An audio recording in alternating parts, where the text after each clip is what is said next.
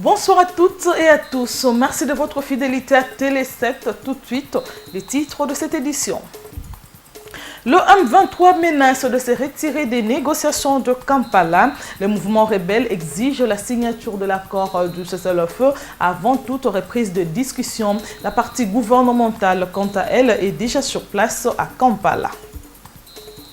Vous suivez aussi de réactions de la classe politique congolaise et de la société civile. On n'est pas étonné face aux nouvelles revendications de rebelles, disent les politiciens. Le M23 veut juste traîner les choses en longueur, affirme la société civile.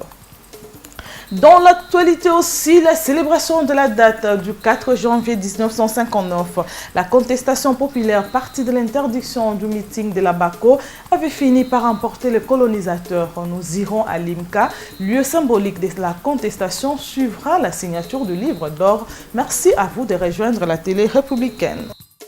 Bonsoir, les autorités congolaises et le M23 reprennent le pourparler de Kampala ce 4 janvier, mais cette reprise semble tendue à cause de la dernière déclaration du M23 qui menace de se retirer de ces négociations si l'accord de cessez-le-feu ne serait pas signé. Dans l'opinion, l'on s'interroge sur l'opportunité d'une telle déclaration. Votre rédaction qui s'est intéressée à la question vous propose ce commentaire rendu par Oscar Pakandoa. Cette fois-ci, le mouvement rebelle semble déterminé à camper sur ses positions, ce qui laisse présager dans les deux camps un climat tendu. Lors de la première séance de négociation, le désaccord entre les deux parties a essentiellement porté sur un possible cessez-le-feu. Le M23 en a fait un préalable alors que le gouvernement a rejeté toute idée sur cette question. Cette fois-ci, à la reprise des pourparlers, le M23 maintient sa position. Jean-Marie Roniga, responsable politique de ce mouvement, précise que son mouvement attend de ces pourparlers la signature du cessez-le-feu avec le gouvernement de Kinshasa. Si cela n'aboutit pas, il se retirera de discussions. Voilà qui justifie l'agenda caché de ce mouvement rebelle qui joue la carte de ses commanditaires. Le gouvernement congolais est-il en guerre contre un mouvement rebelle? Et au nom de quelle logique le gouvernement devra signer un cessez-le-feu avec le M23.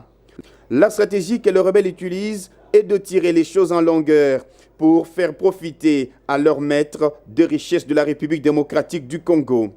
Que le gouvernement congolais ne tombe pas dans ce piège des ennemis du peuple. Donner un quitus à cette demande du Rwanda à travers M23, c'est ouvrir la voie à la balkanisation de la RDC.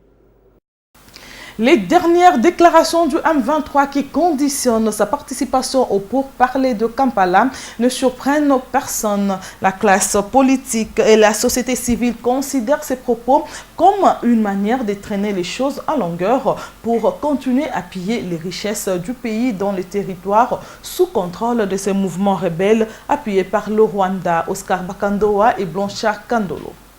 D'abord, le gouvernement de la République, disons le chef de l'État, au nom des institutions de la République et de la nation, n'a jamais fait une déclaration de guerre à ces gens-là. Et donc, il n'y a pas de raison de signer quelconque cessez-le-feu avec eux. Nous savons que ces gens ont prêté leur visage à une entreprise qui n'est pas la leur. Hein. Les agresseurs de notre pays ont été identifiés et sont connus du monde entier. Donc ce qu'ils font là, c'est créer de la diversion. À mon avis, cette revendication n'a qu'une finalité, retarder le plus possible les retours à une situation normale, à une vie normale, à un ordre institutionnel normal dans cette partie de la République pour que l'entreprise de pillage puisse continuer à servir les intérêts économiques du Rwanda et de ceux qui apportent au Rwanda complaisance et complicité internationale dans cette affaire. C'est qu'ils oublient que toutes les négociations soutenues par le Rwanda, ça fragilise notre pays. On va négocier, ils vont proposer que dans le gouvernement qui est des Rwandais, dans la police qui est des Rwandais, dans l'armée qui est des Rwandais, Et il y aura autant des infiltrations et des négociations. Plus tard, ils seront très forts dans toutes les structures de gestion de notre pays et ils vont revendiquer de débalkaniser le pays. C'est ce que les M23 ne comprennent pas. Il faut qu'ils sentent ça, qu'ils comprennent qu'ils sont en train de vendre leur pays. Négociations sur les juges du Rwanda. Non, c'est le fait, ils pillent. Leur argent là-bas permettront qu'ils achètent des armes comme ils ne sont pas encore sous embargo. Et demain, ils vont s'infiltrer partout puisqu'ils ne vont pas clôturer les dialogues sans revendiquer d'entrer dans l'armée, d'entrer dans les régies financières, d'entrer dans la police. Et plus nous continuerons à accepter à cause des M23, des Congolais parfois inconscients, plus on sera infiltré par le Rwandais. Et le lendemain, quand ils se sentiront forts, c'est en un seul jour qu'ils vont prendre toute la partie de l'Est qu'ils vont annexer dans leur pays. Qu'ils aillent demander le cessez-le-feu auprès de qui ils ont donné injonction pour reculer. Ils n'avaient pas reculé parce que le gouvernement de la République les avait imposé cet aspect de choses. Les injonctions sont venues du Rwanda et de l'Ouganda. C'est auprès de ceux-là qui doivent discuter. Et là, nous mettons en garde notre gouvernement. Ils n'ont aucune signature à opposer au nom du peuple congolais pour signer le cessez-le-feu avec ces gens qui n'obéissent qu'à la logique de l'Ouganda et de Rwanda. Les manœuvres entreprises par le mouvement rebelle M23 appuyé par le Rwanda est considérée comme une exécution du plan de balkanisation de la RDC. Pour le député national Prosper Kabila Wankulu, les Congolais devront être vigilants face à la situation que traverse notre pays. Il présente par ailleurs la stratégie utilisée pour ce plan de balkanisation. On l'écoute au micro d'Oscar Bakandoa et Blanchard Kandolo. Les plans de balkanisation du Rwanda, ça a été décidé il y a longtemps. En 1996, en Belgique, le Sénat belge dit ceci. Il y a un député qui était sur place. Les Rwandais, par tout prix, ils sont soutenus par certaines puissances que je ne cite pas. Ils tiennent à récupérer 50 km du territoire congolais à partir de la province orientale jusqu'à chez nous à Moba, au nord Katanga là-bas. Il faut annexer ça au Rwanda, puisqu'ils estiment que nous avons l'espace que nous exploitons très mal. Nous avons des richesses qui eux manquent. Il faudrait par tous les moyens qu'ils annexent. C'est ça la balkanisation. Et cette balkanisation, ils ont deux voies. La première voie, c'est par les armes. On nous attaque par les armes, nous sommes traumatisés, nous quittons et prennent l'espace. Ils nous attaquent par les armes, nous régissons, on crée les dialogues du genre M23. Dans ces dialogues, ils vont commencer à infiltrer à chaque fois les Rwandais, ils entrent. Quand ils auront pris toutes les positions stratégiques, un jour ils feront n'importe quoi pour prendre. Leur deuxième démarche, c'est quoi? C'est par les Congolais eux-mêmes. On vous dit le Congo est trop grand, allez, il faut multiplier les provinces. La stratégie, c'est laquelle? Ils connaissent que les Congolais, au nom du pouvoir, ils sont prêts à tout. C'est pourquoi le découpage territorial, c'était à l'époque de 1+4. Ce sont les opposants qui ont mis ça là-bas. Sachant bien que les Congolais diront, oh, je serai ministre chez moi, je serai gouverneur. Ils ont leur calcul. Ce que nous rêvons de devenir là, c'est du rêve. Les forces acquises au changement restent convaincues que seule la tenue du dialogue national peut sortir le pays de la crise qui le secoue. Elles suggèrent aussi que ce dialogue soit organisé par la communauté internationale. Elles l'ont dit ce vendredi au micro de Télé 7. Suivez. En ce jour anniversaire des martyrs de l'indépendance de la République démocratique du Congo, les FAC opposition vous invitent à avoir avec elles une pensée pieuse pour les vaillants combattants de la liberté qui ont versé leur sang pour l'accession de notre pays à la souveraineté internationale. Les FAC opposition réaffirment avec force que la tenue du dialogue national sur la crise en République démocratique du Congo est la seule et unique voie de sortie de crise pour notre pays.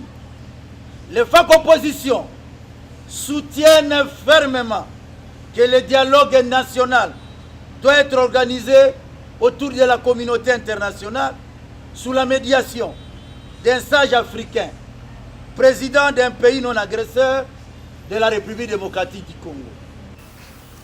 En rapport avec le 4 janvier, un livre d'or est ouvert à l'intention de tous les Congolais qui veulent apposer leur signature en mémoire de martyrs de l'indépendance. Le secrétaire général de l'IMCA regrette l'absence des autorités à cette manifestation et profite de cette journée pour interpeller les Congolais à respecter cette date. Rosa Wazi, Serge Kouete et Cédric Kidimbo. La date du 4 janvier 1959 a été de manière officielle célébrée à la place Imika par la signature du livre d'or par les Congolais de toutes catégories confondues. Force est de constater que cet événement n'a pas connu un engouement significatif en rapport avec sa portée historique. À peine quelques personnes se sont présentées pour marquer leur signature dans les livres d'or, aucun officiel à ces lieux historiques témoin de l'événement. Le secrétaire général de l'IMICA, qui retrace le déroulement de cet événement de triste mémoire, place la date de cette année sous les signes d'interpellation car les Congolais semblent ne pas accorder beaucoup d'importance à cette date historique du pays, même si la journée est déclarée chômée et payée. La particularité du 4 janvier 2013, c'est l'interpellation. Les sangs de nos martyrs nous interpellent. Je vous donne l'exemple.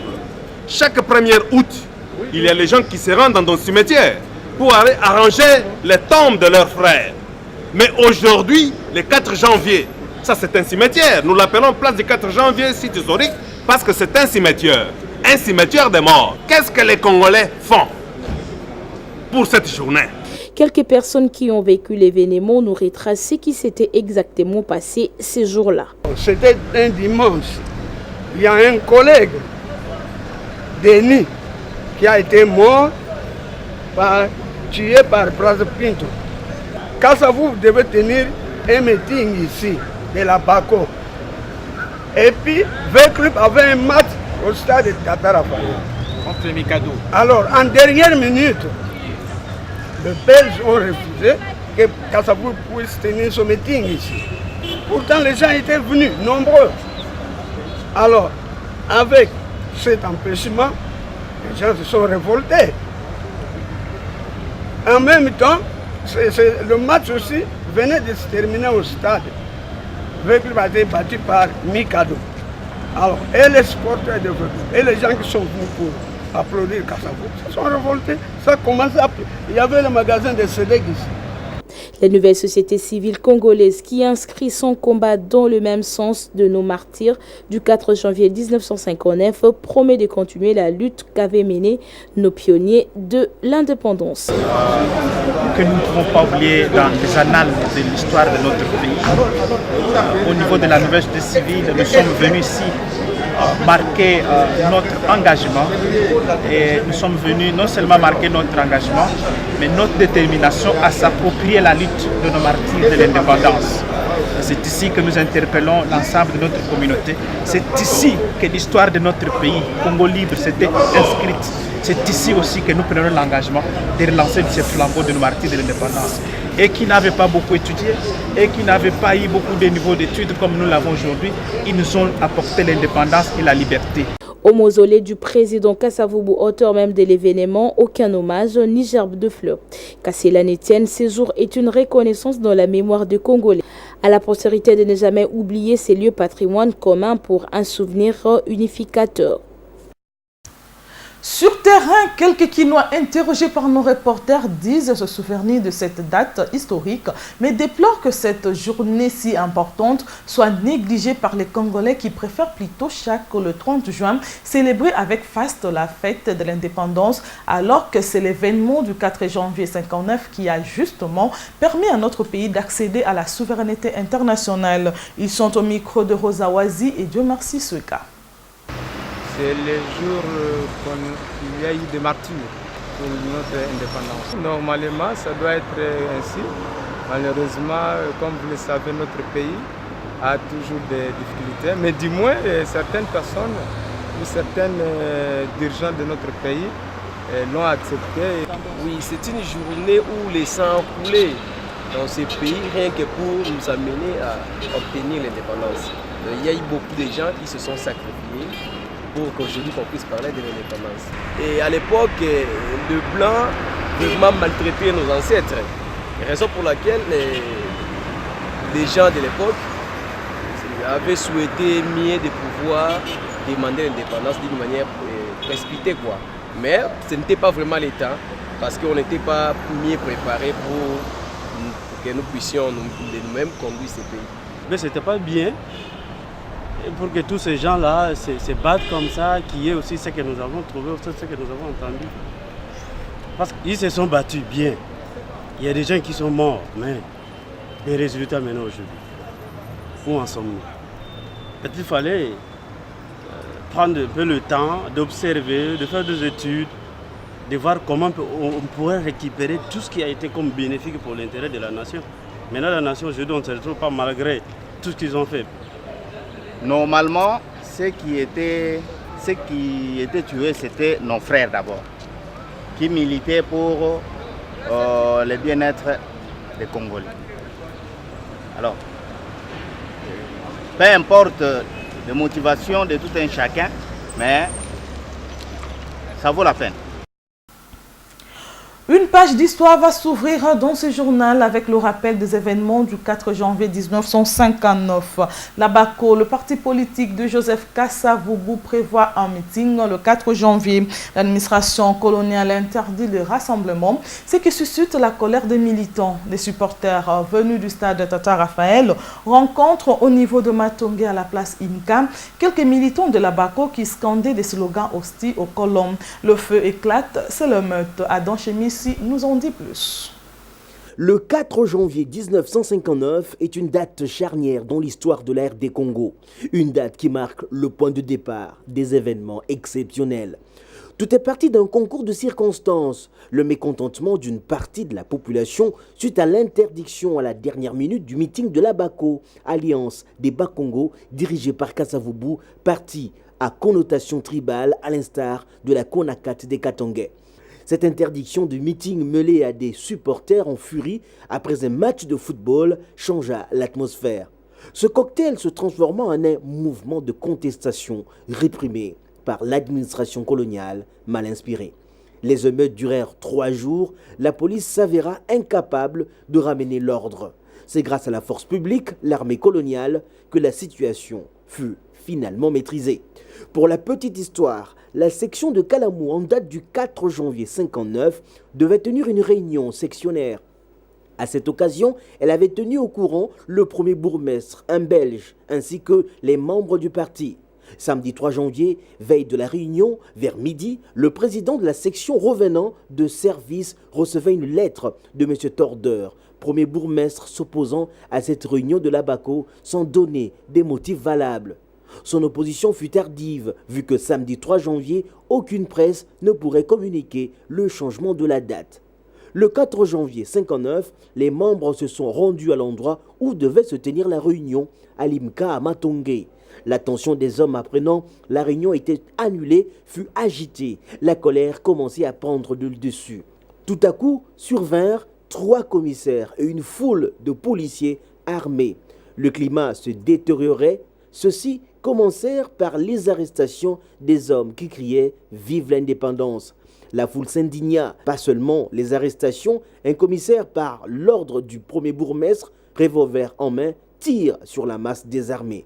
Armés de pierre, ils attaquent les colons blancs avec un seul slogan « Dipanda », Dipanda, c'est-à-dire « Indépendance, indépendance ».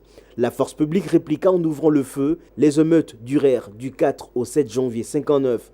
Les journaux parlèrent de 14 morts noirs et 9 colons tués.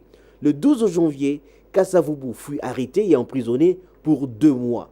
Le 20 janvier, le roi Baudouin annonça la volonté belge de conduire les populations congolaises à l'indépendance. Une nouvelle ère débuta pour le Congo. Deo Ndoulou n'a pas voulu fêter seul. Le président de la Ligue des jeunes du PPRD a envoyé un lot de vivres au profit de ses électeurs du Moamba, retenus par le plénière marathon qui ont lieu présentement à la Chambre basse. L'élu du Moamba a dépêché un membre de son bureau qui a fait la ronde de communes qui constitue la circonscription de Moamba pour aller à la rencontre de sa base. Suivez. Le député national élu de Moamba n'a pas voulu passer seul la fête des Saint-Sylvestre. Il s'est associé à sa base de Lemba Ngaba, Limete Matete et Kisenso à travers un geste de générosité qui restera mémorable. Il a remis des vivres constitués de cartons de poulet et des sacs de riz. En son nom et pour son compte, c'est Madame Fatouma qui est allée distribuer ce lot de vivres aux bénéficiaires. L'envoyé spécial de Deo Indulu a commencé sa tournée par la commune de Ngaba, au siège de la Ligue de Jeunes, où les militants du PPRD affiliés à la Ligue de Jeunes n'ont pas manqué de saluer ces gestes qui témoignent l'amour que Deo Indulu a toujours eu pour son électorat. L'envoyé spécial de Deo Indulu s'est également rendu à Lemba, Limete Matete et Kisenso pour le même motif, à la satisfaction des bénéficiaires qui ne tarissent pas d'éloges pour Deo Indulu, qui a osé penser à eux en ce moment de basse conjoncture. Ils ont promis de soutenir les actions du PPRD. Au nom de la Ligue de jeunes du PPRD Ngaba, je remercie l'honorable Deo Indulu d'avoir pensé à nous. Il a tous nos soutiens.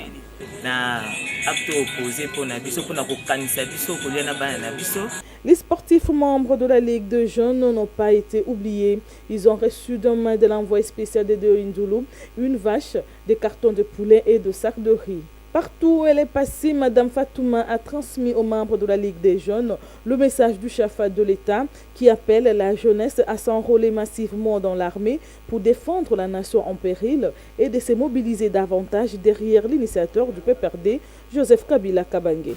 En page internationale, en République centrafricaine, les rebelles ont arrêté leur progression vers la capitale Bangui à près de 100 km. C'est pour, disent-ils, dialoguer avec la partie gouvernementale. Les négociations débutent officiellement mardi prochain à Libreville, France 24. Damara, ville fantôme à seulement 75 km de Bangui. Le dernier verrou sur la route de la capitale.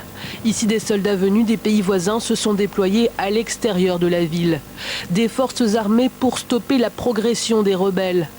Pas suffisant pour apaiser les esprits, Damara a été déserté de ses habitants. Tout le monde décide de Damara sont tous dans la brousse. Même nos femmes, nos enfants sont dans la brousse comme ça. Pas d'hôpital, pas de marché, pas de quoi. Nous souffrons atrocement. À Bangui aussi, l'idée d'une offensive rebelle inquiète la population. Des civils ont pris les armes et quadrillé la capitale. Un de nos observateurs basé à Bangui a filmé un barrage. Les ronds-points et autres grands axes sont maintenant verrouillés par ces groupes armés acquis au gouvernement. Ici, des jeunes machettes et couteaux à la main contrôlent les passages. Un climat d'insécurité s'est installé. Plusieurs magasins ont été barricadés par crainte des pillages. L'économie tourne désormais au ralenti. Les denrées sont de plus en plus rares et les prix se sont envolés. Les rebelles ont coupé la route. Il n'y a plus de véhicules. Le prix de la viande boucanée a excessivement augmenté. Ceux qui nous ravitaillent se plaignent, car il n'y a pas de transport vers Bangui.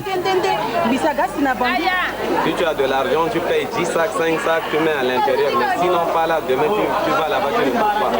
Il n'y a plus de haricots. Des négociations devraient s'ouvrir mardi à Libreville, au Gabon, en présence du président centrafricain, François Bozizé. Du côté des rebelles, rien n'est encore certain. Le président syrien continue à s'accrocher au pouvoir. Entre-temps, le conflit a déjà fait plus de 60 000 morts. À Alep, la capitale économique, la vie devient insupportable pour les habitants qui manquent de tout. La population se plaint également de prix des denrées de première nécessité qui ont pris de l'ascenseur. Suivez. Cet homme s'approvisionne en bois dans ce parc public. Ici, de nombreux bancs ont déjà été dépouillés de leurs planches. De petits pillages nécessaires pour la population. Les bûches se font rares à Alep alors que les températures flirtent parfois avec les 0 degrés ces jours-ci et que l'électricité le plus souvent est coupée.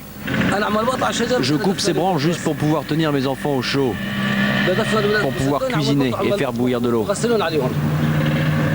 Depuis quelques semaines et malgré des bombardements encore réguliers, les combats de rue dans ces quartiers du centre-ville contrôlés par les rebelles ont cessé. La vie reprend. Certains habitants sont même revenus après s'être réfugiés un temps en Turquie. À 68 ans, Abou Mohamed a réouvert son stand de fruits et légumes il y a quelques jours, mais dans la rue, son magasin ayant été détruit dans un raid au mois d'octobre. J'ai recommencé à travailler parce que j'ai des enfants à nourrir. Comment pouvons-nous vivre?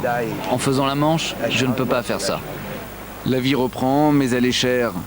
L'essence coûte près de 4 € le litre Le moindre pain, l'équivalent de 2 €. Et l'industrie est à l'arrêt dans ce qui fut la capitale économique du pays. Désormais, la plupart des habitants qui sont restés n'ont plus d'emploi et beaucoup comptent sur les distributions gratuites de nourriture par l'armée syrienne libre. On va terminer avec l'Inde où le pays est toujours sous le choc après le décès de la jeune fille violée. La jeune étudiante avait été violée par un groupe d'hommes. Une loi en instance d'être votée pourrait porter son nom. Pendant ces temps, les femmes s'inscrivent au cours d'autodéfense pour apprendre à contrer des agressions. France 24. C'est dans cette salle de sport que Smriti vient vaincre ses peurs. Des cours d'autodéfense, d'habitude fréquentés par des hommes, mais aujourd'hui pris d'assaut par les Indiennes. Nous avons reçu beaucoup d'appels et une forte demande en ce qui concerne les cours d'autodéfense et de protection personnelle.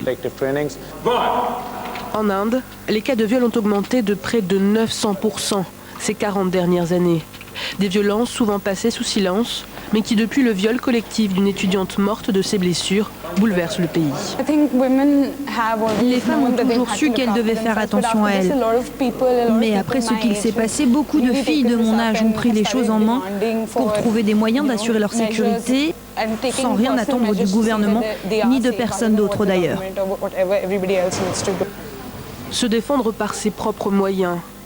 La vente de bombes lacrymogènes, elle aussi, explose. Un constat inquiétant pour les acteurs sociaux. Pourquoi devrions-nous vivre dans une société où chaque femme est seule responsable de sa propre sécurité? Ça ne va pas.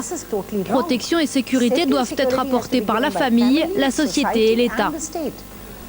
Sur les 24 000 plaintes pour viol enregistrées en 2011 en Inde, seul un quart a abouti à une condamnation.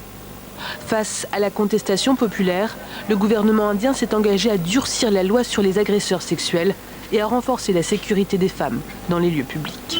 Ce communiqué de la DGI, avant de boucler cette édition, la Direction générale des impôts rappelle aux redevables de l'impôt professionnel sur les rémunérations et de l'impôt exceptionnel sur les rémunérations des expatriés que l'échéance des souscriptions de déclaration et des paiements de ces impôts afférents au mois de décembre 2012 intervient ce jeudi 10 janvier 2013. Elle appelle leur attention sur le fait qu'il est joint à la déclaration susvisée un état récapitulatif de tous les éléments imposables de l'exercice 2012, une fiche individuelle pour chacun des rémunérés et un relevé nominatif récapitulant l'ensemble des fiches individuelles classées par province et par ordre alphabétique.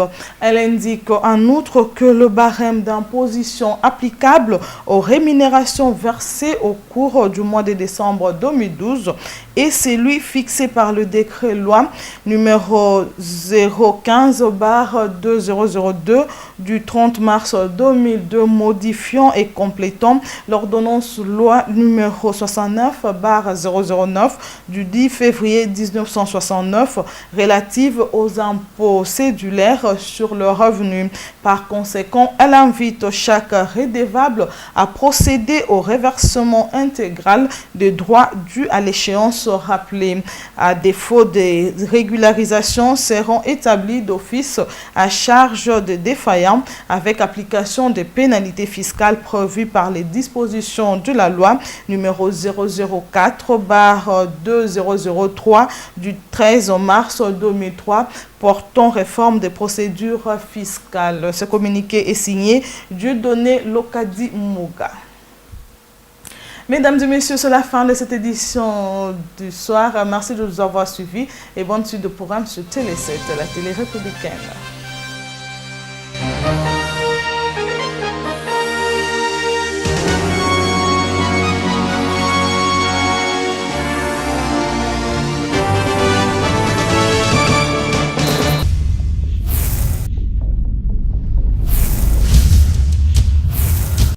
Les directeurs pasteurs Enoch Sébastien Tamboué et Mélanie Ndji et son frère Claude Tamboué forment le membre de leur famille, amis et connaissances dès la mort de leur petite sœur Christine Ngaloula Tamboué alias Yakine, mort survenue à Kinshasa le 30 décembre 2012 suite d'une maladie.